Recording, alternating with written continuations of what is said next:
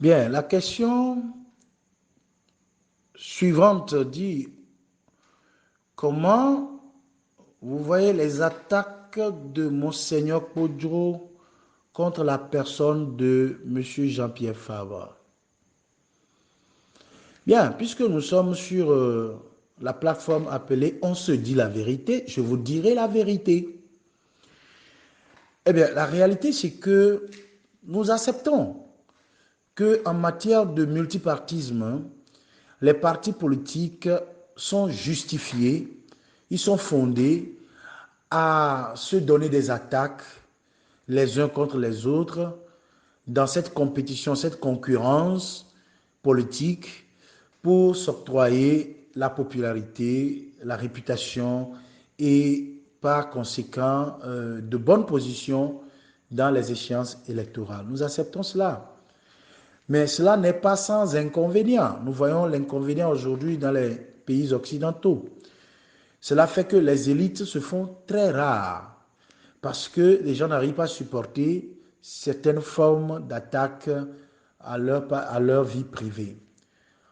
Eh bien, mais cette forme d'attaque dans le multipartisme n'est pas ce que nous avons vu pendant cette période préélectorale ou électorale entre Monseigneur Kodjo et Monsieur Jean-Pierre Fabre.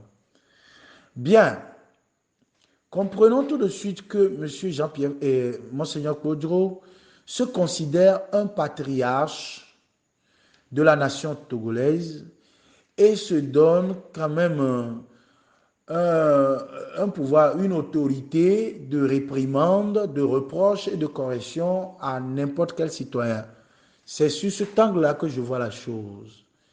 Il pense qu'il est le père de tout le monde et il devrait corriger tout le monde. Mais j'aurais apprécié sa correction à l'égard de M. Jean-Pierre Fabre si après sa correction, bon disons, l'avoir appelé Judas, tout ça là, bon moi, c'est pas aussi important que ça. La personne de M. Jean-Pierre Fabre vaut plus que toutes ses paroles. Mais si c'est que après avoir fait ses réprimandes, ses corrections, ou même, je dirais, ses reproches à M. Jean-Pierre Fabre, après cela, si c'est que Monseigneur Kodjo n'avait pas pris position d'un autre candidat dans les élections, je crois qu'il n'aurait pas trop fauté. Mais aujourd'hui, les gens pensent qu'il a mal fait parce que M. Jean-Pierre Favre est un candidat à une élection et maintenant, Monseigneur Kodjo représente un candidat adversaire à une élection et maintenant utilisant son autorité de patriarche pour réprimander M. Jean-Pierre Favre, qui est un autre candidat devant le peuple. C'est ça qui est considéré aujourd'hui comme un sabotage de sa politique, bien sûr de la politique de M. Jean-Pierre Favre, ou une forme de diffamation ou de démagogie contre sa personne. Et là, sur cette situation, je tiens ici à dire à M. Jean-Pierre Favre, ce n'est pas le bon moyen, hein, ce n'est pas le bon canal, mais puisque des gens ont posé la question, je veux saisir l'occasion. Dire à M. Jean-Pierre Favre qu'il vaut plus que tout ce que n'importe qui pourra dire de lui. C'est lui seul qui sait qui il est et beaucoup de personnes autour de lui aussi connaissent sa valeur. Cet incident électoral, je voudrais qu'il oublie ça et qu'il en fasse table rase. Qu'il tolère les égarements des uns et des autres et tel qu'il a gardé le silence jusque maintenant, je l'apprécie pour cela.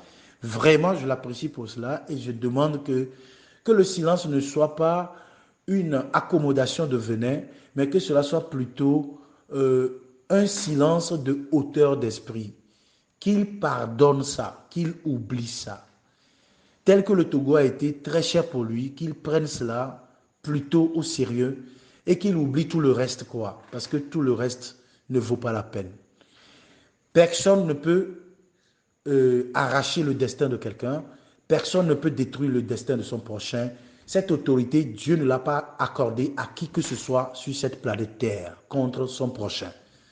Donc, qu'il soit apaisé, qu'il se réorganise et qu'il soutienne la lutte citoyenne dont nous parlons afin que on puisse ensemble restructurer nos partis politiques et redonner vie à la situation politique togolaise.